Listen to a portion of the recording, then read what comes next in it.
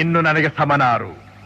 ನನ್ನ ಪರಾಕ್ರಮಕ್ಕೆ ಸರಿಸಾಟಿಯಾಗಿ ನಿಲ್ಲಬಲ್ಲ ವೀರನು ಧೀರನು ಈ ತ್ರಿಭುವನದಲ್ಲಿ ಅವನಿರುವನು.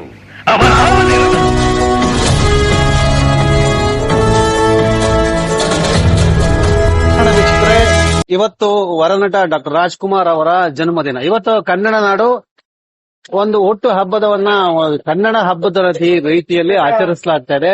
ಸೊ ಇದು ಇವತ್ತು 2026ನೇ ಇಸ್ವಿಗೂ ಕೂಡ ರಾಜ್ಕುಮಾರ್ ಪ್ರಸ್ತುತವಾಗಿರ್ತಾರೆ. ಅವರ 97ನೇ ವರ್ಷದ ಹುಟ್ಟು ಹಬ್ಬಕ್ಕೆ ಇವತ್ತಿಗೂ ಕೂಡ ರಾಜ್ಕುಮಾರ್ ಅವರನ್ನ ಒಂದು ಪಾಪ್ ರೀತಿಯಲ್ಲಿ, ರ್ಯಾಪ್ ರೀತಿಯಲ್ಲಿ, ಹೀಗೆ ಈಗಿನ ತಲೆಮಾರಿನ ಜನ ಕೂಡ ಅವರನ್ನ ಪರಿಚಯಿಸ್ತಕ್ಕಂತ ಎಲ್ಲ ಪ್ರಯತ್ನಗಳು, ಅಂದ್ರೆ ಹಳೆಯ ಅಭಿಮಾನಿಗಳಿಂದ ಹಿಡಿದು ಹೊಸ ತಲೆಮಾರಿನ ಅಭಿಮಾನಿಗಳನ್ನ ಹುಟ್ಟಾಕ್ತಕ್ಕಂತ ಕೆಲಸ ಇವತ್ತು ನಡೀತಾ ಇದೆ. ಸೊ ಇದ್ರ ನಡುವೆ ಕೆಲವು ಕಟಕಿ ಮಾತುಗಳನ್ನ ಆಡೋರಿದ್ದಾರೆ. ಆ ಕಟಕಿ ಮಾತುಗಳನ್ನ ಮೀರಿ ಬದುಕಿದಾಗ್ಲೇ ಅದೆಲ್ಲವನ್ನ ಮೆಟ್ಟಿ ನಿಂತು ಬೆಳೆದವರು ಡಾಕ್ಟರ್ ರಾಜ್ಕುಮಾರ್. ಸೊ ಅವರ ಒಂದು ಜನ್ಮದಿನ ಇವತ್ತು ಬಹಳ ದೊಡ್ಡ ಮಟ್ಟದಲ್ಲಿ ಚರ್ಚೆ ಆಗ್ತಾ ಇದೆ ಮತ್ತು ಅವರಿಗೆ ಭಾರತ ರತ್ನ ಕೊಡಬೇಕು ಅಂತ ಹೇಳಿ ಕೂಡ ಚರ್ಚೆ ಆಗ್ತದೆ. ಈ ಕುರಿತಂತೆ ಡಾಕ್ಟರ್ ರಾಜ್ಕುಮಾರ್ ಜೊತೆ ಇದ್ದಂತಹ ಮತ್ತು ಅವ್ರ ಬಗ್ಗೆ ಅಧ್ಯಯನ ಮಾಡಿರ್ತಕ್ಕಂತ ಮತ್ತು ಲೇಖನಗಳನ್ನು ಬರೀತಾ ಇರ್ತಕ್ಕಂತ ಕನ್ನಡ ನಿರ್ದೇಶಕರು ಆದಂತಹ ಪ್ರಕಾಶ್ ರಾಜ್ ಮೇಹೋರ್ ನಮ್ ಜೊತೆ ಇದ್ದಾರೆ. ನಮಸ್ಕಾರ ಸರ್. ನಮಸ್ಕಾರ ಸರ್. ಡಾಕ್ಟರ್ ರಾಜ್ಕುಮಾರ್ ಅವ್ರ ಬಗ್ಗೆ ಮಾತನಾಡಕ್ಕೆ ನಮಗೆ ಬಹಳ ಎಲ್ಲಿಲ್ಲದ ಒಂದು ಸಂತೋಷ ಆಗುತ್ತೆ. ಯಾಕಂದ್ರೆ ಅವ್ರ ಹೆಸರು ಹೇಳಿದ್ರೆ ನಮ್ಗೊಂಥರ ಒಂದು ಎದೆ ಉಬ್ಬಿ ನಿಂತ್ಕೊಳ್ಳುತ್ತೆ. ಟಾನಿಕ್, ಎದೆ ಉಬ್ಬಿ ನಿಂತ್ಕೊಳ್ಳುತ್ತೆ. ರಾಜ್ಕುಮಾರ್ ಅಂದ್ರೆ ಕರ್ನಾಟಕಕ್ಕೆ ಟಾನಿಕ್. ತಾವು ಹೇಗ್ ನೋಡ್ತೀರಾ ಈ ದಿನಮಾನದಲ್ಲಿ? ಸರ್, ಅದು ಈ ವರ್ಷ ಕರೆಕ್ಟ್ ಆಗಿ ಅಣ್ಣವರು ದೈಹಿಕವಾಗಿ ತೀರು ಹೋಗಿ 20 ವರ್ಷ ಆಯ್ತು.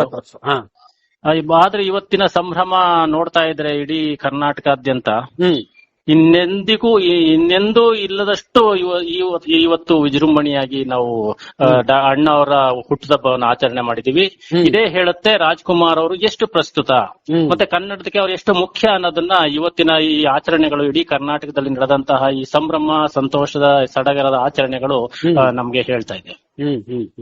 ಇಲ್ಲಿ ಬಹಳ ನಾನು ಆಗ್ಲೇ ಹೇಳ್ತಾ ಇದ್ದೆ ಇಂಟ್ರೊಡಕ್ಷನ್ ಅಲ್ಲೇ, ಹಳೆ ತಲೆಮಾರಿನ ಅಭಿಮಾನಿಗಳು ನೆನಪುಗಳಷ್ಟೇ ಅವರಿಗೆ. ಆದ್ರೆ ಇವತ್ತು ಯುವಕರು, ಹೊಸ ತಲೆಮಾರಿನವರು ಎಲ್ಲರೂ ಕೂಡ ಸೋಷಿಯಲ್ ಮೀಡಿಯಾದಲ್ಲಿ ನಾನು ನೋಡಿದೆ, ಎಲ್ಲ ಸೋಷಿಯಲ್ ಮೀಡಿಯಾದಲ್ಲಿ ಇಡೀ ತುಳುಕಾಡ್ತಾ ಇದೆ ರಾಜ್ಕುಮಾರ್ ಬಗ್ಗೆ. ಮತ್ತೆ ಈಗಿನ ಕಾಲಕ್ಕೆ ತಕ್ಕಂತೆ ಅದನ್ನ ರೀಮಿಕ್ಸ್ ಮಾಡೋದು ಇವೆಲ್ಲ ನೋಡ್ತಾ ಇದ್ರೆ ಸೊ ಸಾವೇ ಇಲ್ವೇನೋ ಈ ಕಲಾವಿದನಿಗೆ ಅಂತ ಅನಿಸ್ತಾರೆ. ತಾವೇನ್ ಹೇಳ್ತಾರೆ? ಅಂದ್ರೆ ರಾಜ್ಕುಮಾರ್ ಅವರು ಬೇಡ್ರ ಕಣ್ಣಪ್ಪ ಸಿನಿಮಾ 1954ರಲ್ಲಿ ಬಿಡುಗಡೆ ಆದಾಗಿಂದ ಹಿಡಿದು ಒಂದು ವರ್ಗ ಅವ್ರ ಕಾಲು ಎಳೀತಲೇ ಬಂತು. ಅದು ಸತತವಾಗಿ ಅವ್ರು ಬದುಕಿರುವ ತನಕ ಮತ್ತೆ ಅವ್ರ ತೀರ ಹೋದ ನಂತರ ಕೂಡ ಅದನ್ನ ನಡೀತಾನೆ ಇದೆ. ಬಟ್ ಆ ವಿರೋಧಿಗಳು ಅಥವಾ ಕುಹಕಿಗಳು ಏನು ಒಂದು ಪ್ರಯತ್ನ ಮಾಡ್ತಿದ್ದಾರೆ, ಅವರ ವಿರೋಧ ಪಟ್ಟಷ್ಟು ಅವರ ಅಣ್ಣವರ ಹೆಸರು ಮತ್ತೆ ಅವರ ಕೀರ್ತಿ, ಅವರ ಬಗ್ಗೆ ಅಭಿಮಾನ ಕನ್ನಡದಲ್ಲಿ ಹೆಚ್ಚಾಗ್ತಾನೆ ಇರೋದು ಸಂತೋಷದ ವಿಷಯ. ಯಾಕೆಂತಂದ್ರೆ ಯಾವತ್ತೂ ಯಾವುದೇ ಸುಳ್ಳು ಸುದ್ದಿಗಳು ಏನೇನೋ ಯಾವುದೇ ವ್ಯಕ್ತಿ ಬಗ್ಗೆ ಕ್ರಿಯೇಟ್ ಆದ್ರೂ ಕೂಡ ಸತ್ಯ ಅನ್ನೋದೊಂದಿರುತ್ತಲ್ಲ, ಸತ್ಯ ಅನ್ನೋದು ಯಾವತ್ತಿದ್ರೂ ಆಚೆ ಬಂದೇ ಬರ್ತೀಗ. ಅಣ್ಣವ್ರ ಬಗ್ಗೆ ಇದ್ದಂತ ಹಲವಾರು ಕಳಂಕಗಳು, ಅಪವಾದಗಳನ್ನ ಆಲ್ರೆಡಿ ಈಗ ಒಂದಷ್ಟು ಎಲ್ಲವನ್ನು ಸುಳ್ಳು ಅಂತ ಸಾಬೀತಾಗ್ಬಿಟ್ಟಿದೆಯಲ್ಲ. 30-40 ವರ್ಷಗಳು ಇದ್ದಂತಹ ಒಂದು ಆಪಾದನೆ ಅದು ದಿಢೀರಂತ ಅದಕ್ಕೆ ಒಂದು ಸಾಕ್ಷಿ ಆಧಾರಗಳ ಸಹಿತ ಅದು ಇಲ್ಲ ಅಂತ ಆದಾಗ ಸೊ ಈ ಸುಳ್ಳಿಗೆ ಯಾವತ್ತು ಆಯಸ್ ಕಡಿಮೆ, ಸತ್ಯಕ್ಕೆ ಆಯಸ್ ಜಾಸ್ತಿ ಅನ್ನೋದು ಮತ್ತೆ ಅಣ್ಣವ್ರ ವಿಷಯದಲ್ಲಿ ಕೂಡ ಸಾಬೀತಾಗಿದೆ. ಸೊ ಹೀಗೆ ರಾಜ್ಕುಮಾರ್ ಅವರು ಅವರ ಪ್ರತಿಭೆ, ಅವರ ವ್ಯಕ್ತಿತ್ವ, ಅವರು ಮಾಡಿದ ಸಾಧನೆ ಇವೆಲ್ಲವೂ ದಿನದಿಂದ ದಿನಕ್ಕೆ ತನ್ನ ಹೊಸ ರೂಪದಲ್ಲಿ ಕರ್ನಾಟಕದಲ್ಲಿ ಅದು ಆರಾಧಿಸ್ತಾನೆ ಇದೆ. ಅದು ಈ ರಾಜ್ಕುಮಾರ್ ಅಂದ್ರೆ ನೋಡಿ, 12ನೇ ಶತಮಾನದ ಬಸವಣ್ಣ, 20ನೇ ಶತಮಾನದ ರಾಜಣ್ಣ. ಸೊ ಹೀಗೆ ನಾವು ಅಣ್ಣ ಅಂತ ಕರೆದಂತ ಬರ್ಗೂರವ್ರ ಮಾತಿದು. ಆಗ ಇಡೀ ಕರ್ನಾಟಕ, ಇಡೀ ಕನ್ನಡ ನಾಡು ಅಣ್ಣ ಅಂತ ಕರೆದಿದ್ದು ಬಸವಣ್ಣವ್ರನ್ನ. ಈಗ 21ನೇ ಶತಮಾನದಲ್ಲಿ ಅಣ್ಣ ಅಂತ ಕರೆದಿದ್ದು ರಾಜಣ್ಣ ಅವ್ರನ್ನ. ಸೊ ಹೀಗೆ ಈ ರಾಜ್ಕುಮಾರ್ ಅನ್ನೋದು ಅವರ ಪ್ರತಿಭೆ ಮತ್ತೆ ಅವರ ವ್ಯಕ್ತಿತ್ವ ಅನ್ನೋದು, ಅದು ರಾಜ್ಕುಮಾರ್ ಅವರು ಯಾವುದೇ ಕಾರಣಕ್ಕೂ ಅವರು ಕರ್ನಾಟಕದ ಯುಗ ಪುರುಷ, 20ನೇ ಶತಮಾನದ ಯುಗ ಪುರುಷ ಅಂತ ಕರೀಬಹುದು. ಅದು ಅವರ ಪ್ರತಿಭೆ ಮತ್ತು ಅವರ ವ್ಯಕ್ತಿತ್ವಕ್ಕೆ ಸಲ್ಲಿಸೋ ಗೌರವ. ಇಲ್ಲಿ ನಾವು ರಾಜ್ಕುಮಾರ್ ಅಭಿಮಾನಿಗಳಾಗಿ ಮಾತನಾಡೋದು, ಭಕ್ತಿ ಆರಾಧನೆ ಈ ತರ ಎಲ್ಲ ಆರಾಧನಾತ್ಮಕವಾಗಿ ನಾವು ನೋಡ್ತಾರೆ ಅಂತ ಹೇಳಿದ್ರು ಕೂಡ ರಾಜ್ಕುಮಾರ್ ಅವರ ಪ್ರತಿಯೊಂದು ಚಿತ್ರಗಳು ನೀವು ಬೇರೆ ಯಾವುದೇ ಭಾಷೆಯ ನಟರಿಗೆ ಹೋಲಿಸಿದ್ರೆ ಆ ಭಾಷೆಯ ನಟರುಗಳ ಜೀವನನೇ ಬೇರೆ ಆಗಿರುತ್ತೆ, ಸಿನಿಮಾನೇ ಬೇರೆ ಆಗಿರುತ್ತೆ, ಮತ್ತು ಅವರು ಬದುಕಿದ ರೀತಿನೇ ಬೇರೆನೆ ಇರುತ್ತೆ. ಆದ್ರೆ ಇವರ ಸಿನಿಮಾ, ಇವರ ಬದುಕು ಎಲ್ಲ ಕೂಡ ಒಂದೇ ಆದರ್ಶಪ್ರಾಯ. ಇದು ಆದರ್ಶಪ್ರಾಯ. ಮತ್ತೆ ಇನ್ನೊಂದೇನ್ ಹೇಳ್ಬೇಕು ಅಂದ್ರೆ, ಈಗ ಬೇರೆ ಬೇರೆ ಕಾರಣಕ್ಕೆ ಬೇರೆ ಬೇರೆ ನಟರು ಬೇರೆ ಬೇರೆ ರೀತಿಯ ಪ್ರಶಸ್ತಿಗಳನ್ನ, ದೊಡ್ಡ ದೊಡ್ಡ ಸಾಧನೆಗಳನ್ನ ಮಾಡಿದವರು ಇದ್ದಾರೆ. ಆದ್ರೆ ಒಂದು ನಾಡಿನ ಜೊತೆ, ಒಂದು ಇತಿಹಾಸ ಸಂಸ್ಕೃತಿಗಳ ಜೊತೆ ಬೆಸ್ಕೊಂಡಂತಹ ಒಬ್ಬ ನಟ ಇಡೀ ಪ್ರಪಂಚದಲ್ಲಿ ಎಲ್ಲೂ ಇಲ್ಲ.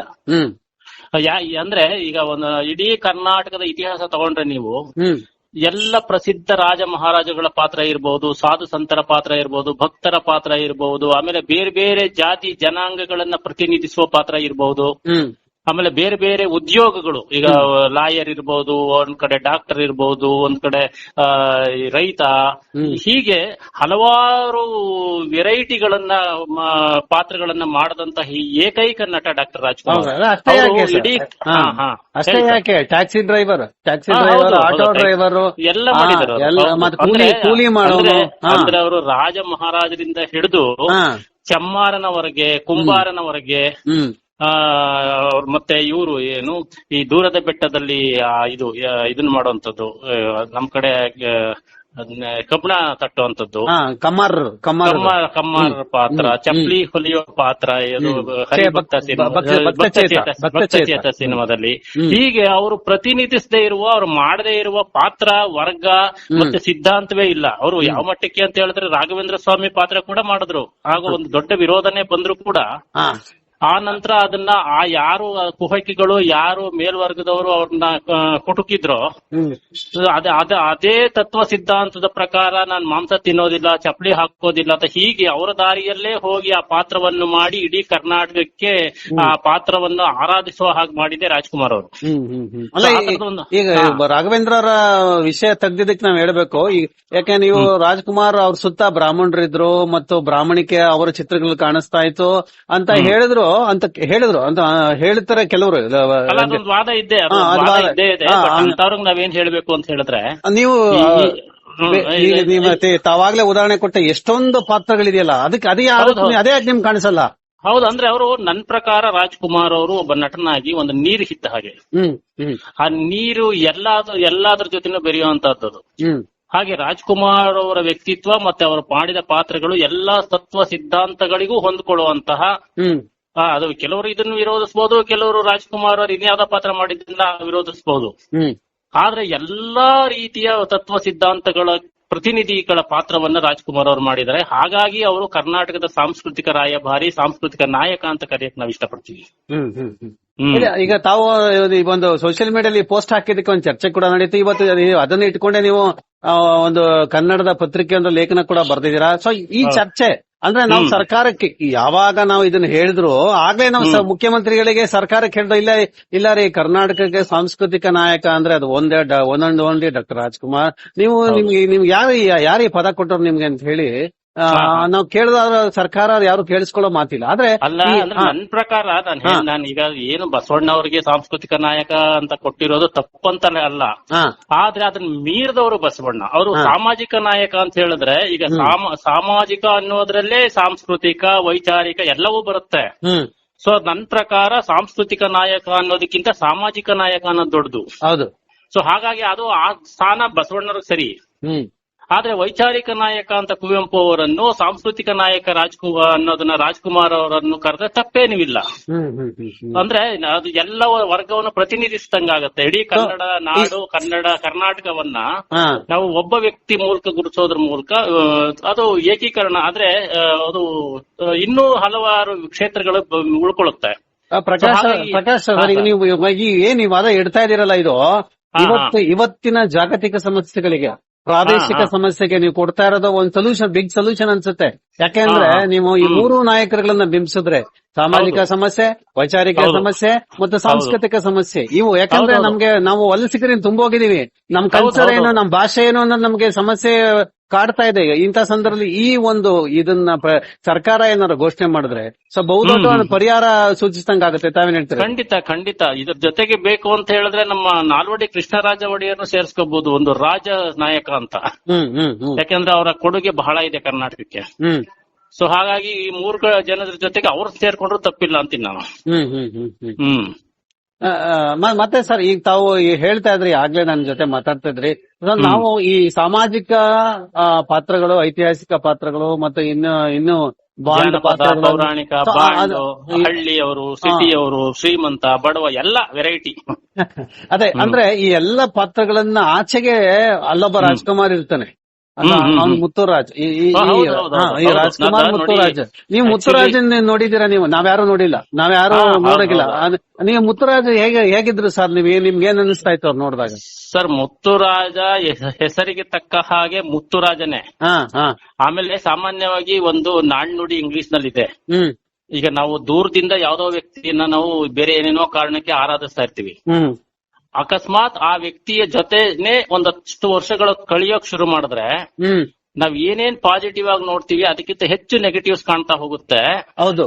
ಸೊ ಹಾಗಾಗಿ ನಾವು ಹತ್ರ ಹೋದಾಗೆ ಆ ದೇವರು ದೆವ್ವ ಆಗ್ಬಿಡ್ತಾನೆ ಅಂತ ಇಂಗ್ಲಿಷ್ ನಲ್ಲಿ ಒಂದು ನಾಣ್ಣುಡಿ. ಅದೇ ನಮ್ಮ ಹಳ್ಳಿಲಿ ಚೆನ್ನಾಗಿ ಹೇಳ್ತಾರೆ, ಹತ್ರಕ್ಕೋರು ಅಡಕನಾಥ ಅಂತ. ಆ ತರ ಕರೆಕ್ಟ್. ಆದ್ರೆ ನಾನು ರಾಜ್ಕುಮಾರ್ ಅವ್ರನ್ನ ದೂರದಿಂದ ಆರಾಧಿಸಿ ಅವರ ಬಗ್ಗೆ ಇಲ್ಲ ಸಲ್ಲದ ಅಭಿಮಾನವನ್ನೆಲ್ಲ ಪಟ್ಕೊಂಡು ಅವ್ರ ಹತ್ರ 10 ವರ್ಷ ಹೋದಾಗ ಗೊತ್ತಾಗಿದ್ದೇನಂತಂದ್ರೆ ಅವರು ಏನ್ ನಾವು ದೇವರು ಅನ್ಕೊಂಡಿದ್ವೋ ಅದಕ್ಕಿಂತ ದೊಡ್ಡ ದೇವ್ರವ್ರು. ಸೊ ಅಂದ್ರೆ ಇಡೀ ನಾಣ್ಣುಡಿಯೇ ಸುಳ್ಳು ರಾಜ್ಕುಮಾರ್ ವಿಷಯದಲ್ಲಿ.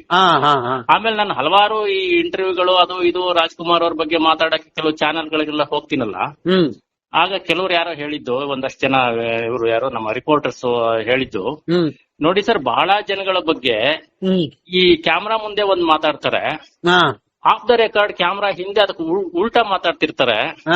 ಆದ್ರೆ ರಾಜ್ಕುಮಾರ್ ಅನ್ನೋ ಒಬ್ಬ ವ್ಯಕ್ತಿ ಬಗ್ಗೆ ಮಾತ್ರ ಕ್ಯಾಮ್ರಾ ಮುಂದೆ ಮತ್ತೆ ಕ್ಯಾಮ್ರಾ ಹಿಂದೆ ಒಂದೇ ತರ ಮಾತಾಡೋದು. ಆ ಮಾತೇ ತೋರಿಸುತ್ತೆ ಅವ್ರು ಎರಡು ಒಂದೇ ಆಗಿದ್ರು ಅಂತ. ಎರಡು ಒಂದೇ ಆಗಿದ್ರು. ಮತ್ತೆ ಅವ್ರ ಹತ್ರದಿಂದ ಬಲ್ಲವ್ರಿಗೆಲ್ಲರಿಗೂ ರಾಜ್ಕುಮಾರ್ ಅವರು ನೆಗೆಟಿವ್ ಆಗಿ ಏನು ಇರ್ಲೇ ಇಲ್ಲ ಅನ್ನೋದು ಅರ್ಥ ಆಗಿದೆ ಅಂತ. ಅವರು ಎಲ್ಲಾ ವಿಷಯದಲ್ಲೂ ಒಂದು ರೀತಿ ಪರಿಪೂರ್ಣವಾದಂತಹ ಒಂದು ತುಂಬಾ ಪಾಸಿಟಿವ್ ಎನರ್ಜಿಯನ್ನು ಉಂಟು ಮಾಡುವಂತಹ ಒಬ್ಬ ವ್ಯಕ್ತಿ ಆಗಿದ್ರು. ಹಾಗಾಗಿ ವೈಯಕ್ತಿಕವಾಗಿ ಪ್ರಕಾಶ್ ವೈಯಕ್ತಿಕವಾಗಿ ನನಗೆ ನಾವು ಯಾಕಂದ್ರೆ ಗಾಂಧಿ ತತ್ವನ ಹೆಚ್ಚು ಫಿಲಾಸಫಿ ನಂಬ್ತೀವಿ, ಹೆಚ್ಚು ಅದನ್ನ ನೀವು ಏನ್ ಹೇಳ್ತಿರೋ ಅದನ್ನ ನೀವ್ ಹಂಗ್ ನಡ್ಕೋಬೇಕು ಅಂತ. ಸೊ ಹಂಗ್ ನಡ್ಕೊಳ್ದ್ರೆ ನೀವು ಜನ ರೀಚ್ ಆಗಕ್ ಸಾಧ್ಯವಿಲ್ಲ, ಮತ್ತೆ ಇಷ್ಟು ವರ್ಷ ಇರಕ್ ಸಾಧ್ಯವಿಲ್ಲ ಅಂತ. ಇಷ್ಟು ವರ್ಷ ಹೌದು ನಿಜ. ಅಂದ್ರೆ ಗಾಂಧಿ ತತ್ವ ಅಂತ ಏನ್ ನಾವು ಕರಿತೀವಿ, ಕರ್ನಾಟಕದ ಸಂದರ್ಭದಲ್ಲಿ ರಾಜ್ಕುಮಾರ್ ತತ್ವ ಅಂತ ಒಂದಿದೆ, ರಾಜ್ಕುಮಾರಿಸಂ. ಸೊ ಅದು ಬಹಳ ಜನ ಅದನ್ನ ಎಲ್ಲೂ ಪ್ರಚಾರ ಮಾಡ್ಕೊಂಡು ಓಡಾಡಿದ್ರು. 3 ತಲೆಮಾರು, ಕರ್ನಾಟಕದ 3 ತಲೆಮಾರು, ನಮ್ಮ ತಾತ, ನಮ್ಮ ಅಪ್ಪ ಮತ್ತೆ ನನ್ನ ಜನ, 3 ತಲೆಮಾರಿನವರು ಬಹಳ ಜನ ರಾಜ್ಕುಮಾರ್ ಅವ್ರ ಸಿನಿಮಾಗಳು ನೋಡಿ ಅವರ ಸಿನಿಮಾದಲ್ಲಿ ಹೇಳಿದ ತತ್ವ ಆದರ್ಶಗಳನ್ನ ಮತ್ತೆ ವೈಯಕ್ತಿಕ ಬದುಕಿನಲ್ಲಿ ನಡ್ಕೊಳ್ಳೋದನ್ನ ತಮ್ಮ ಜೀವನಗಳಲ್ಲೂ ಅಳವಡಿಸ್ಕೊಂಡು ಅವ್ರ ಹಾಗೆ ಬದುಕೋರು ಕೋಟ್ಯಾಂತರ ಜನ ಇದ್ದಾರೆ ಕರ್ನಾಟಕದಲ್ಲಿ. ಸೊ ಅದು ದೊಡ್ಡ ರಾಜ್ಕುಮಾರ್ ಅವ್ರ ದೊಡ್ಡ ಕೊಡುಗೆ ಅದು ಕರ್ನಾಟಕಕ್ಕೆ. ಅದೇ ಈಗ ನನಗೆ ಮಧ್ಯಾಹ್ನ ಯಾರೋ ಕೇಳ್ತಾ ಇದ್ದಾರೆ, ಯಾರೋ ಬೇರೆ ರಾಜ್ಯದವ್ರ ಪಾಪ ಅವರು, ಏನು ರಾಜ್ಕುಮಾರ್ ಏನು ಅವರು ಫಿಲಂ ಕೆರಿಯರ್ ಮಾಡ್ಕೊಂಡ್ರು, ಅವರು ಎಲ್ಲ ಇದು ಮಾಡೋರು ಅಷ್ಟೇ, ಅದ್ರಲ್ಲಿ ಅವ್ರ ಕೊಡುಗೆ ಏನಿದೆ ಏನು ಅಂತ ಹೇಳಿ ಅವ್ರಿಗೆ ನಾನು ಎಕ್ಸ್ಪ್ಲೈನ್ ಮಾಡಿದೆ. ಅದು ಬೇರೆ, ಅದು ಈ ಪ್ರಶ್ನೆನ ಬಹಳ ಜನ ಕೇಳ್ತಾರೆ. ಸರಳವಾಗಿ ನೀವೇನ್ ಹೇಳ್ತೀರಾ ಇದಕ್ಕೆ? ಸರ್, ಅದು ನೋಡಿ, ಬರೀ ಒಬ್ಬ ಸಿನಿಮಾ ನಟ ಅಂತ ಹೇಳಿದ್ರೆ ಅವರು ಇಡೀ ಒಂದು ನಾಡನ್ನ ಪ್ರತಿನಿಧಿಸೋದಕ್ ಆಗೋದಿಲ್ಲ. ಆ ಸಿನಿಮಾ ಕ್ಷೇತ್ರವನ್ನ ಒಂದು ಪ್ರತಿನಿಧಿಸಬಹುದು ದೊಡ್ಡ ನಟ. ಆದ್ರೆ ಇಡೀ ಒಂದು ಕರ್ನಾಟಕದ ಸಾಮಾಜಿಕ ಬದುಕನ್ನ ಪ್ರತಿನಿಧಿಸುವಂತಹ ವ್ಯಕ್ತಿತ್ವ ಮತ್ತೆ ಸ್ಥಾನಮಾನ ಅವ್ರಿಗೆ ಸಿಕ್ಕಿದೆ ಅಂತ ಹೇಳಿದ್ರೆ, ರಾಜ್ಕುಮಾರ್ ಅವರು ಸಿನಿಮಾದವರಾದ್ರೂ ಆ ಸಿನಿಮಾ ಮೀರಿದ ವ್ಯಕ್ತಿತ್ವ. ಕುವೆಂಪು ಅವರು ಹೇಗೆ ಸಾಹಿತಿ ಆದ್ರೂ ಸಾಹಿತ್ಯವನ್ನು ಮೀರಿದ ವ್ಯಕ್ತಿತ್ವವೋ, ಹಾಗೆ ರಾಜ್ಕುಮಾರ್ ಅವರು ಕೂಡ ಸಿನಿಮಾದವರಾದ್ರೂ ಸಿನಿಮಾವನ್ನು ಮೀರಿದ ವ್ಯಕ್ತಿತ್ವ. ಹಾಗಾಗಿ ಮತ್ತೆ ಅವರು ಕನ್ನಡದ ಬಗ್ಗೆ ಇದ್ದಂತಹ ಬದ್ಧತೆ, ಆಮೇಲೆ ಗೋಕಾಕ್ ಚಳವಳಿಗೆ ಅವರ ಕೊಡುಗೆ, ಅದರ ಯಶಸ್ಸಿಗೆ ರಾಜ್ಕುಮಾರೇ ಪ್ರಮುಖ ಕಾರಣ ಅಂತ ಹಾ ಎಂತೆಂತ ದೊಡ್ಡ ದೊಡ್ಡ ಸಾಹಿತಿಗಳು, ಚಿಂತಕರು, ಇತಿಹಾಸಕಾರರು ಪ್ರಯತ್ನ ಪಟ್ರು ಆಗದೇ ಇರೋಂತ ಕೆಲಸ ರಾಜ್ಕುಮಾರ್ ಅಂದ ಒಬ್ಬ ವ್ಯಕ್ತಿ ಪ್ರವೇಶ ತಗೊಂಡ ತಕ್ಷಣ ಅದು ಸಕ್ಸಸ್ ಆಯ್ತು ಅನ್ನೋದಿದೆಯಲ್ಲ, ಕರೆಂಟ್ ಬಂತು. ಹೌದು, ಅದೇ ಹೇಳುತ್ತೆ ರಾಜ್ಕುಮಾರ್ ಎಷ್ಟು ಮುಖ್ಯ ಕರ್ನಾಟಕಕ್ಕೆ ಅಂತ. ಸೊ ಇದನ್ನ ನಾವು ಯಾರು ಬರೀ ಅವ್ರ ಬಗ್ಗೆ ಯಾಕಿಂಗ್ ಮಾಡ್ತಿದ್ದೀರಿ ಅನ್ನೋರ್ಗೆ ಅದೊಂದು ಹೇಳಿದ್ರೆ ಸಾಕು. ನಾವು ಇವತ್ತು ಕರ್ನಾಟಕದಲ್ಲಿ ಒಂದು ಕನ್ನಡದ ಚಳುವಳಿ ಮತ್ತೆ ಕನ್ನಡದ ಬಗ್ಗೆ ಹೋರಾಟಗಳು ಮತ್ತೆ ಕನ್ನಡದ ಬಗ್ಗೆ ಅಭಿಮಾನ ನಮ್ಮ ಕನ್ನಡಿಗರಲ್ಲಿ ಮೂಡಿದೆ ಅಂದ್ರೆ ಅದಕ್ಕೆ ಪ್ರಮುಖ ಕಾರಣ ರಾಜ್ಕುಮಾರ್ ಅನ್ನೋದ್ರಲ್ಲಿ ಯಾವುದೇ ಅನುಮಾನ ಇಲ್ಲ. ನಾನು ಅವ್ರಿಗೆ ನಾನು ಕೇಳಲಿಲ್ಲ, ನೀವು ಅವ್ರಿಗೆ ಏನ್ ನಾನು ಉತ್ತರ ಕೊಟ್ಟೆ ಅಂದ್ರೆ ಅವ್ರಿಗೆ ಹೇಳಿ. ಕರ್ನಾಟಕಕ್ಕೆ ರಾಜ್ಕುಮಾರ್ ಕೊಡುಗೆ ಏನು ಅಂತಂದ್ರೆ, ರಾಜ್ಕುಮಾರ್ ಇರೋವರೆಗೂ ಕರ್ನಾಟಕಕ್ಕೆ ಯಾರು ವಲಸಿಗರು ಬರಕ್ಕಾಗಿರ್ಲಿಲ್ಲ. ನಂಬರ್ 2, ನೀವು ಹಿಂದಿನ ಹೇರಿಕೆ ಮಾಡಕ್ಕಾಗಿರ್ಲಿಲ್ಲ, ಮತ್ತು ಕನ್ನಡಿಗರ ಉದ್ಯೋಗಗಳನ್ನ ಕಿತ್ಕೊಳಕ್ಕಾಗಿರ್ಲಿಲ್ಲ, ಕನ್ನಡಿಗರ ಮೇಲೆ ದಬ್ಬಾಳಿಕೆ ಮಾಡಕ್ ಆಗಿರ್ಲಿಲ್ಲ. ಇಷ್ಟು 4 ಅಂಶ ಹೇಳಿದ್ರೆ ಅವ್ರಿಗೆ ಅರ್ಥ ಆಯ್ತು, ವೆಲ್ ಅಂತೇಳಿ ಅನ್ಕೊಂಡು ಬಹಳ ಕರ್ನಾಟಕದಲ್ಲಿರೋ ಬಹಳ ಕನ್ನಡಿಗರಿಗೆ ರಾಜ್ಕುಮಾರ್ ಅನ್ನೋರು ಒಂದ್ ರೀತಿ ಖಳನಾಯಕ ಹಿಟ್ಲರ್ ಮಿನಿ ಹಿಟ್ಲರ್ ಅಂತ ಕರೀತಾ ಇದ್ರು. ಅಮಿತಾಬ್ ಬಚ್ಚನ್ ಅದ್ರ ಹೇಳಿದ್ರು ಓಪನ್ ಆಗಿ ಕೂಡ. ಅಲ್ಲ, ಇಲ್ಲಿ ಇತ್ತೀಚೆಗೆ ಅವರ ಪತ್ನಿ ಬಂದು ಕೂಡ film festival, Bangalore film festival ಅದೇ ಮಾತು ಹೇಳಿದ್ರು. ಬೆಂಗಳೂರು ಬಂದ್ರೆ ನಮ್ಗೆ ಇಲ್ಲಿ ದುಸ್ವಪ್ನ ಅಂತ ಅನ್ಸೋದು ಅಂತ ಹೇಳಿದ್ರು ಅವರು. ಆ ಮಾತನ್ನ ಪುನರುಚ್ಚರಿಸಿದ್ರು ಬೆಂಗಳೂರು ಫಿಲಂ ಫೆಸ್ಟಿವಲ್ ಅಲ್ಲಿ ಅವರು ಅತಿಥಿಯಾಗಿ ಬಂದಿದ್ದ. ಹೌದು, ಇತ್ತೀಚೆಗೆ ಅತಿಥಿಯಾಗಿ ಬಂದಿದ್ದಾಗ ಬೆಂಗಳೂರು ಯಾರ್ದೋ ಆಸ್ತಿ ತರ ಆಗೋಗಿತ್ತು, ನಾನು ಬರೋದಕ್ಕೆ ಆಗ್ತಿರ್ಲಿಲ್ಲ, ಈಗ ಆರಾಮ ಬರ್ಬೋದು ಅಂತ ಹೇಳಿದ್ರು ಅವರು. ಸೊ ಅದು ಅವರು ಹೊರಗಿನವರಾಗಿ ಅವ್ರ ಅಭಿಪ್ರಾಯ ಅವ್ರು ಹೇಳಿದ್ದಾರೆ. ಕನ್ನಡಿಗರಾಗಿ ಅದನ್ನ ನಾವು ಕನ್ನಡದ ರಕ್ಷಣೆ ಅಂತ ಕರೀತೀವಿ. ರಾಜ್ಕೋಟೆ ರಾಜ್ಕೋಟೆ ತರ ನಾವು ನೋಡ್ತಾ ಇದ್ದೇವೆ. ಹೌದು. ಅಂದ್ರೆ ಈಗ ನಾನು ಏನು 3 ಪ್ರಶ್ನೆಗಳನ್ನ ಹೇಳಿದೆ, ಅಂದ್ರೆ ಭಾಷೆ, ಸಂಸ್ಕೃತಿ ಮತ್ತು ಉದ್ಯೋಗ, ಇಷ್ಟನ್ನು ಕೂಡ ನಾವಲ್ಲಿ ಅವ್ರನ್ನ ಇಟ್ಕೊಂಡು ನಮ್ಮನ್ನ ಕಾಪಾಡ್ತಿದ್ರು. ಸೊ ಇವತ್ತು ಆ ಕೊರತೆ ನಮ್ಗೆ ಕಾಡ್ತಾ ಇದೆಯಾ ಸರ್, ಏನ್ ಅನ್ಸುತ್ತೆ? 100%. ಒಂದು ವಿಷಯ ಅಲ್ಲ, ಹಲವಾರು ವಿಷಯಗಳಲ್ಲಿ ಆ ವ್ಯಕ್ತಿ ಇಲ್ವಲ್ಲ, ಈಗ ಅದೊಂದು ಶಕ್ತಿ ನಮ್ಮ ಕರ್ನಾಟಕದಲ್ಲಿ ಇಲ್ವಲ್ಲ ಅನ್ನೋದು ರಾಜ್ಕುಮಾರ್ ಅವ್ರನ್ನ ವಿರೋಧಿಸೋರ್ಗೂ ಕೂಡ ಅರ್ಥ ಆಗ್ತಿದೆ. ಸೊ ಅದು ದೊಡ್ಡ ವಿಷಯ. ಯಾಕಂದ್ರೆ ನಾನು ಸುಮ್ನೆ ಗಮನಿಸ್ತಾ ಇದ್ದೀನಿ, ಇವತ್ತು ಕೆಲವು ನಮ್ಮ ಬುದ್ಧಿಜೀವಿ ವಲಯದ ಒಂದಷ್ಟು ಜನ ರಾಜ್ಕುಮಾರ್ ಅವ್ರನ್ನ ಬೈಕೊಂಡು ಓಡಾಡ್ತಿದ್ದವರು ಈ 20 ವರ್ಷದಲ್ಲಿ ಆದಂತಹ ಬೆಳವಣಿಗೆಗಳು ಮತ್ತೆ ಇದೆಲ್ಲನೆಲ್ಲ ನೋಡಿ ಅಯ್ಯೋ ರಾಜ್ಕುಮಾರ್ ಇರ್ಬೇಕಿತ್ತೆ, ಅವ್ರು ಇದ್ದಿದ್ರೆ ಇದಾಗ್ತಿರ್ಲಿಲ್ವ ಅಂತ ಅವ್ರಿಗೆ ಈಗ ಅರ್ಥ ಆಗಿ ಅವರು ರಾಜ್ಕುಮಾರ್ ಅವ್ರನ್ನ ಹೊಗಳಕ್ ಶುರು ಮಾಡಿದ್ದಾರೆ.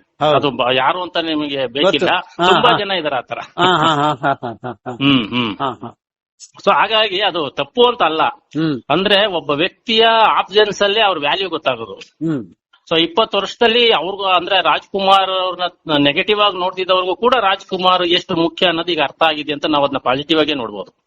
ಸರ್, ಈಗ ಇದು ಮಾತುಕತೆ ಮುಂದುವರಿಸ್ತಾ ಹೋದ್ರೆ ನಾವು ಈಗ ಅವರ ಇಂಪ್ಯಾಕ್ಟ್ ಅಂದ್ರೆ ನಾವೇನಂತೀವಿ ಪರಿಣಾಮ ಇದೆಯಲ್ಲ ಸಮಾಜದ ಮೇಲೆ, ಅವರು ಆದರ್ಶಪ್ರಾಯ ಸಮಾಜವನ್ನ ನಾವು ಏನ್ ಮೆಸೇಜ್ ಕೊಡ್ತೀನಿ ಅಂತ ಹೇಳ್ತಾ ಇದ್ವಿ. ಸೊ ಇವತ್ತು ಅಂದ್ರೆ ನಾವು ಆರಾಧನೆ ದೃಷ್ಟಿಯಿಂದ, ಭಕ್ತಿ ದೃಷ್ಟಿಯಿಂದ ರಾಜ್ಕುಮಾರ್ ನೋಡೋ ಬದಲು ಅವರು ಕೊಟ್ಟಂತಹ ಮೆಸೇಜ್ಗಳು ಮತ್ತು ಅವ್ರು ಮಾಡಿದಂತಹ ಚಳುವಳಿಗಳು, ಅವ್ರು ಮಾಡಿದಂತಹ ಏನು ಡೈರೆಕ್ಟ್ ಇಂಡೈರೆಕ್ಟ್ ಕೆಲವು ಸೇವೆಗಳಿದೆಯಲ್ಲ ಕನ್ನಡಕ್ಕೆ, ಕನ್ನಡ ನಾಡಿಗೆ, ಸೊ ಅವುಗಳನ್ನ ಮತ್ತೆ ಪುನರ್ ಸ್ಥಾಪನೆ ಮಾಡ್ತಕ್ಕಂತ ಮತ್ತು ಈಗಿನ ಸಮುದಾಯಕ್ಕೆ, ಈಗಿನ ಯುವ ಸಮುದಾಯಕ್ಕೆ ಏನು ಜೆನ್ಜಿ ಅಂತ ಕರಿತೀವಿ, ಅದಕ್ಕೆ ತಲುಪಿಸ್ತಕ್ಕಂತ, ಅರ್ಥ ಮಾಡಿಸ್ತಕ್ಕಂತ ಪ್ರಯತ್ನ ಏನಾಗ್ಬೇಕಾಗಿದೆ, ಹೇಗಾಗ್ಬೇಕಾಗಿದೆ?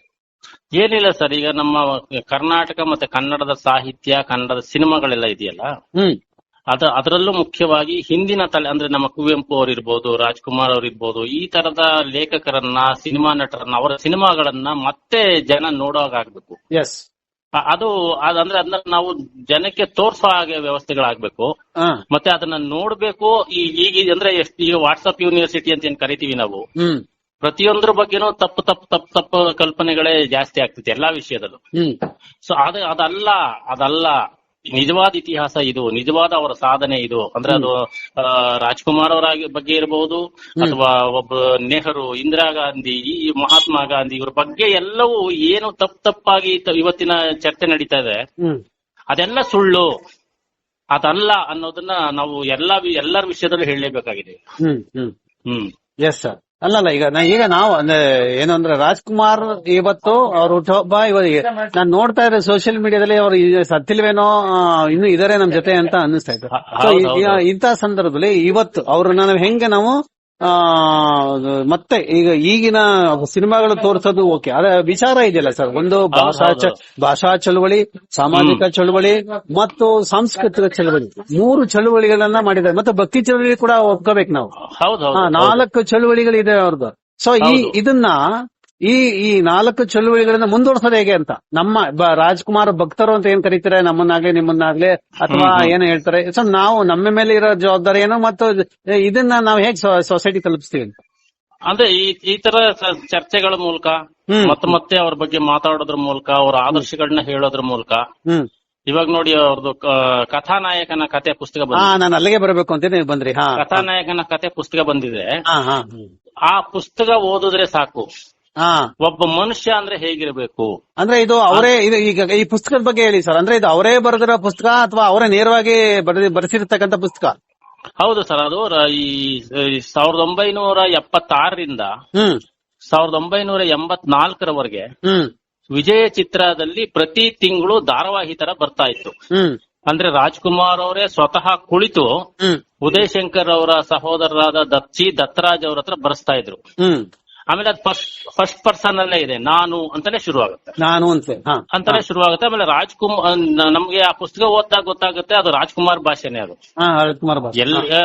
ನಮ್ಮ ಇವರು ಯಾರು ದತ್ತರಾಜು ಅವ್ರು ಹೇಳಿದನ್ನ ಹಾಗೆ ಬರ್ದಿರೋದು ನಮ್ಗೆ ಅರ್ಥ ಆಗುತ್ತೆ. ಸೊ ಅದ್ರಲ್ಲಿ ಅವರು ಆ ಬಡತನವನ್ನ ಮತ್ತೆ ಆ ಊರಿನ ಪರಿಸರವನ್ನ, ಆಮೇಲೆ ಆ ಗಾಜನೂರಿನ ಸುತ್ತಮುತ್ತ 10 ಹಳ್ಳಿಗಳಲ್ಲಿ ಬದುಕಿದವರು ಅವರು. ಆಮೇಲೆ ರಂಗಭೂಮಿಗೆ ಬಂದ್ಮೇಲೆ ಕರ್ನಾಟಕದ ಎಲ್ಲ ನಗರ ಕೇಂದ್ರಗಳು ಮತ್ತೆ ಈ ಹೋಬಳಿ ಲೆವೆಲ್ ನ ಎಲ್ಲಾ ಊರಲ್ಲೂ ಇದ್ದವರು. ಅಂದ್ರೆ ಒಂದ್ ಕಂಪನಿ ನಾಟಕ ಅಂದ್ರೆ ಗುಬ್ಬಿ ವೀರಣ್ಣ ಅವ್ರ ಕಂಪನಿಗೆ ಮೈಸೂರಲ್ಲಿ ಬಂದು ನಾಟಕ ಶುರು ಮಾಡಿದೆ ಅಂದ್ರೆ ಆ 3-4 ತಿಂಗಳು ಇವರು ಒಂದ್ ಬಾಡಿಗೆ ಮನೆ ಮಾಡ್ಕೊಂಡು ಕುಟುಂಬದ ಜೊತೆ ಇರ್ಬೇಕು ಅಂದ್ರೆ ಪ್ರತಿಯೊಂದು ಕಲಾವಿದ್ರು. ಹಾಗಾಗಿ ರಾಜ್ಕುಮಾರ್ ಅವರು ಇಡೀ ಕರ್ನಾಟಕದ ಈ ಪ್ರತಿ ಊರಿನಲ್ಲೂ ಬದುಕಿರೋರು. ಅದನ್ನ ಎಷ್ಟು ಚೆನ್ನಾಗಿ ಎಕ್ಸ್ಪ್ಲೈನ್ ಮಾಡ್ತಾರೆ ಅಂದ್ರೆ ಅದನ್ನ ಹೇಗೆ ಹೇಳ್ಬೋದು ಅಂದ್ರೆ ರಾಜ್ಕುಮಾರ್ ಅವರ ಈ ಕಥಾನಾಯಕನ ಕಥೆ ರಾಜ್ಕುಮಾರ್ ಅವರ ಆತ್ಮಚರಿತ್ರೆ ಆದ್ರೂ ಕೂಡ ಅದು ಒಂದು ಕಾಲಘಟ್ಟದ ನಮ್ಮ ಕನ್ನಡ ರಂಗಭೂಮಿಯ ಇತಿಹಾಸವಾಗೂ ಕಾಣಿಸುತ್ತೆ, ಚಲನಚಿತ್ರ ಇತಿಹಾಸವಾಗೂ ಕಾಣಿಸುತ್ತೆ, ಮತ್ತೆ ಕರ್ನಾಟಕದ ಸಾಂಸಾರಿಕ ಬದುಕು ಹೇಗಿತ್ತು, ನಮ್ಮ ಕರ್ನಾಟಕದ ಜನಜೀವನ ಹೇಗಿತ್ತು ಅನ್ನೋದು ಕೂಡ ಇದೆ ಅದ್ರಲ್ಲಿ. ಸೊ ಹೀಗೆ ಅದ್ರಲ್ಲಿ ಹಲವಾರು ಆಯಾಮಗಳಿದೆ. ಆಮೇಲೆ ರಾಜ್ಕುಮಾರ್ ಅವ್ರನ್ನ ನಾವು ಒಬ್ಬ ನಟನಾಗಿ ನೋಡಿದ್ದೀವಿ, ಗಾಯಕರಾಗಿ ನೋಡಿದ್ದೀವಿ, ಮತ್ತೆ ಸಿನಿಮಾಗೆ ಸಂಬಂಧಪಟ್ಟಾಗೆ ಚಿತ್ರಕಥೆ, ಸಂಭಾಷಣೆ, ಸಂಗೀತ ಇದೆಲ್ಲಕ್ಕೂ ಅವ್ರು ಯಾವ ರೀತಿ ಅವ್ರು ಯಾವ ರೀತಿ ಅದರಲ್ಲಿ ಭಾಗವಹಿಸಿದ್ರು ಅಂತ ನಾನು ನೋಡಿದ್ದೀನಿ. ಆದ್ರೆ ಕಥಾನಾಯಕನ ಕತೆ ಓದಿದಾಗ ಅವ್ರ ಒಳಗಡೆ ಎಂಥ ದೊಡ್ಡ ಲೇಖಕ ಇದ್ರು ಅನ್ನೋದು ಅರ್ಥ ಆಗುತ್ತೆ. ಆ ಸನ್ನಿವೇಶಗಳನ್ನ, ಬಡತನವನ್ನ ಎಷ್ಟು ರಂಜನೀಯವಾಗಿ ಕಟ್ಕೊಡ್ತಾರೆ ಅಂದ್ರೆ ಅದ್ ಆಕ್ಚುಲಿ ನೋವಿನ ವಿಷಯಗಳು, ಆದ್ರೆ ತುಂಬಾ ವಿಟ್ಟಿಯಾಗಿ ಬರೀತಾರೆ ಅವರು. ಸೊ ಹಾಗಾಗಿ ಅವರು ಆಕ್ಚುಲಿ ದೊಡ್ಡ ಲೇಖಕರು ಆಗ್ಬೋದಿತ್ತು, ಇದನ್ನ ಅಲ್ದೇನೋ ಏನನ್ನು ಬೇಕಾದ್ರೂ ಬರೀಬಹುದಿತ್ತು ಅಂತ ನಮಗೆ ಈ ಪುಸ್ತಕ ಓದಿದಾಗ ಅನ್ಸುತ್ತೆ. ಸರ್ ಇದು ಹೇಳಿದ್ರೆ ನಂಗೆ ಒಂದು ಅನುಮಾನ ಕಾಡುತ್ತೆ, ಅವ್ರೇನಾದ್ರು ತುಂಬಾ ಓದ್ತಿದ್ರಾ ಹೇಗೆ ಸರ್? ಇದೆ ಯಾಕಂದ್ರೆ ನನ್ಗೆ ಬಲ್ಲವ್ರು ಹೇಳೋ ಪ್ರಕಾರ. ಅಲ್ಲ ನೀವು ಹತ್ರದಲ್ಲಿ ಇದ್ರಲ್ಲ?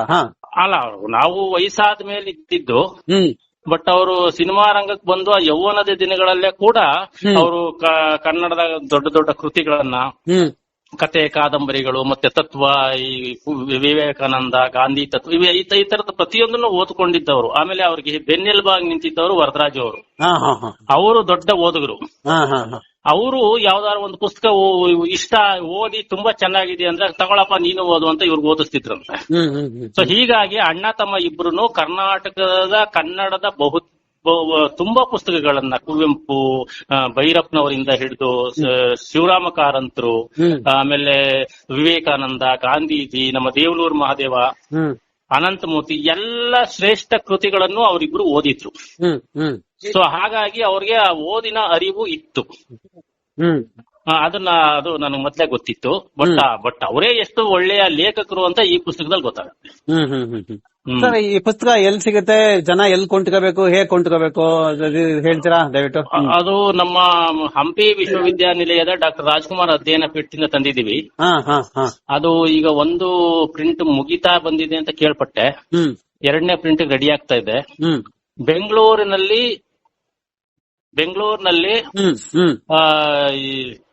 ಅಂಕಿತ ಪುಸ್ತಕ, ಹ್ಮ್ ಆಮೇಲೆ ಇದು ನಮ್ಮ ಸ್ನೇಹ ಬುಕ್ ಹೌಸ್, ಆಮೇಲೆ ಆಕೃತಿ, ಈ ಪ್ರಮುಖವಾಗಿ ಈ 3-4 ಕಡೆ ಸಿಗ್ತಾ ಇದೆ. Yes sir, yes. ಈ ಪುಸ್ತಕ ಓದಿದ್ರೆ ನಾವು ರಾಜ್ಕುಮಾರ್ ಅವ್ರ ಆತ್ಮಕಥೆ ಓದಂಗ ಆಗುತ್ತೆ. ಆತ್ಮಕಥೆನೇ ಅದು, ಆತ್ಮಕಥೆನೆ ಆತ್ಮಕಥೆನೆ ಬಹಳ ಚೆನ್ನಾಗಿ ಬರೆದಿದ್ದಾರೆ. ಅಂದ್ರೆ ಆಗ್ಲೇ ಓದಿದೀರಾ ಅನ್ಸುತ್ತೆ. ನಿಮ್ಗೆ ಇಷ್ಟವಾದ ಚಾಪ್ಟರ್ ಅಥವಾ ಜನ ಓದ್ಲೇಬೇಕಾದದ್ದು ಅಥವಾ ತಿಳ್ಕೊಳ್ಳೇಬೇಕಾದ ಮಾತು ಏನಾದ್ರು ನೆನಪಿದೆ ಅದ್ರಲ್ಲಿ? ಅಂದ್ರೆ ಅವ್ರ ಸಿನಿಮಾ ಬದುಕು ಬಹಳ ಜನ ಗೊತ್ತು, ಸಿನಿಮಾ ಬಂದ ನಂತರದ ಬದುಕು ಬಹಳ ಜನ ಗೊತ್ತು. ಆಮೇಲೆ ಅವರು ಬಡವರಾಗಿದ್ರು, ಹಸಿವಿನಿಂದ ಬಳಲ್ತಿದ್ರು ಅನ್ನೋದು ಜನರಲ್ ಆಗಿ ಗೊತ್ತು. ಆದ್ರೆ ಅದರ ವಿವರಗಳು, ಸವಿವರಗಳು, ಮತ್ತೆ ಮುಖ್ಯವಾಗಿ ರಾಜ್ಕುಮಾರ್ ಅವ್ರ ತಂದೆಯ ಕ್ಯಾರೆಕ್ಟರ್ ಎಂತದ್ದು, ಅವ್ರ ವ್ಯಕ್ತಿತ್ವ ಎಂತದ್ದು ಅನ್ನೋದನ್ನ ರಾಜ್ಕುಮಾರ್ ಅವರು ನನ್ಗೆ ಅವ್ರ ಜೊತೆ ಇದ್ದಾಗ ತುಂಬಾ ಸತಿ ಹೇಳಿದ್ರು. ಆದ್ರೆ ಈ ಪುಸ್ತಕ ಓದಿದ್ಮೇಲೆ ಅವ್ರು ಹೇಳಿದ್ದು ಏನೇನೂ ಅಲ್ಲ ಅನ್ನಿಸ್ತು, ಅಷ್ಟು ಚೆನ್ನಾಗಿದೆ ಇದರಲ್ಲಿ. ಸೊ ಅವರ ಬಾಲ್ಯದ ಬದುಕು, ಸೊ ಅವರ ರಂಗಭೂಮಿ ಮತ್ತೆ ಬಾಲ್ಯದ ಅವರ ಅನುಭವಗಳು ಮತ್ತೆ ರಂಗಭೂಮಿಯ ಅನುಭವಗಳು ಅಪ್ ಟು ಬೇಡ್ರ ಕಣ್ಣಪ್ಪ ಹೊರಗೆ ಇದೆಯಲ್ಲ, ಅದಂತೂ extraordinary. S sir, yes sir. ಈಗ ನಾವು ಬಹುದೇ ಸಮಯಾವಕಾಶ ತುಂಬಾ, ಯಾಕಂದ್ರೆ 25 ನಿಮಿಷ ಆಗೋಗಿದೆ. ಎಷ್ಟು ಮಾತಾಡಿರೋದು ನಮ್ಗೆ ಸಾಲಲ್ಲ. ಇದು ಅದು ನಮ್ಮ ಜನಪದರು ಹೇಳ್ತಾರೆ, ಚಾಮರಾಜನಗರ ಕಡೆ ನಮ್ಮ ಸಿದ್ದಪ್ಪಾಜಿ ಮಂಟೇಸ್ವಾಮಿ 7 ರಾತ್ರಿ 7 ಹಗಲು ಹೇಳ್ತಾರಂತ ಕಥೆನ, ರಾಜ್ಕುಮಾರ್ ಕಥೆ. ಹೌದೌದು. ಸೊ ಇಂಥ ಕಥೆನ ಮತ್ತೆ ಮಾತಾಡ್ತಾರಣ. ಇದೊಂದು ಅಕೇಶನ್ ಅಷ್ಟೇ, ಇದೊಂದು ಸಂದರ್ಭದಲ್ಲಿ ಮಾತಾಡೋಣ. ನನಗೆ ಸರ್ ಈಗ ಹಿಂದಿಯಲ್ಲಿ ರಾಜ್ ಕಪೂರ್ ನ ಶೋ ಮ್ಯಾನ್ ಅಂತ ಕರೀತಾರೆ, ಇವನ್ ದಿಲೀಪ್ ಕುಮಾರ್ ನ ಹೀರೋ ಅಂತ ಕರೀತಾರೆ, ತಮಿಳುನಾಡಲ್ಲಿ MGR, ತೆಲುಗಲ್ಲಿ NTR. ಇದೆಲ್ಲದರ ಆಚೆಗೂ ಕೂಡ ನಾವು ರಾಜ್ಕುಮಾರ್ ಎಂಟೈರ್ ಡಿಫ್ರೆಂಟ್ ಆಗಿ ನೋಡ್ತೀವಿ. ಮತ್ತು ಅವರ ಏನು ನಾಂದಿ, ಉಯ್ಯಾಲೆ, ಆಮೇಲೆ ಇವರು ಚೋಮನ ದುಡಿ ಭೂದಾನ. ಸೊ ಈ ಒಂದ್ 2-3 ಚಿತ್ರಗಳು ಅಂದ್ರೆ ಅವು ಈ ಬಹಳಷ್ಟು ಚಿರಸ್ಥಾಯಿಯಾಗಿ ನಿಂತ್ಕೊಂಡಿದ್ದಾವೆ.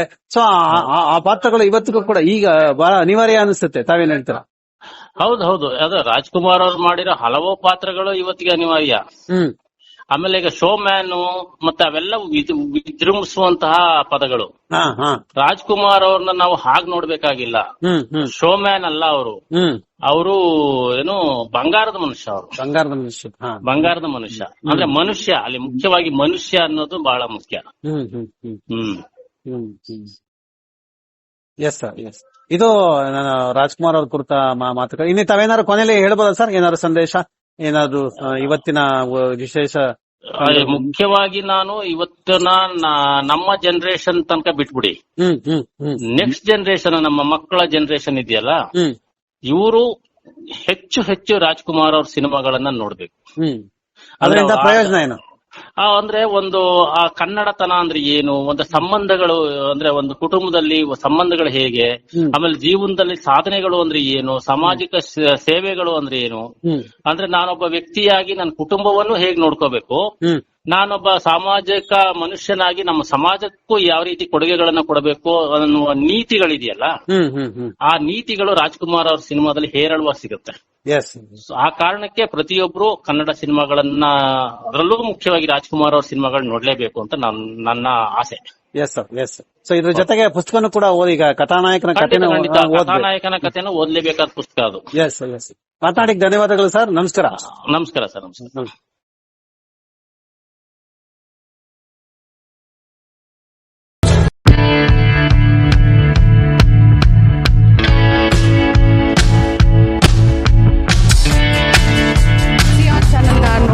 ಸಬ್ಸ್ಕ್ರೈಬ್ ಆಗಿ, ಲೈಕ್ ಮಾಡಿ, ಶೇರ್ ಮಾಡಿ. ಮುಕ್ತ ಪತ್ರಿಕೋದ್ಯಮವನ್ನು ಬೆಂಬಲಿಸಿ.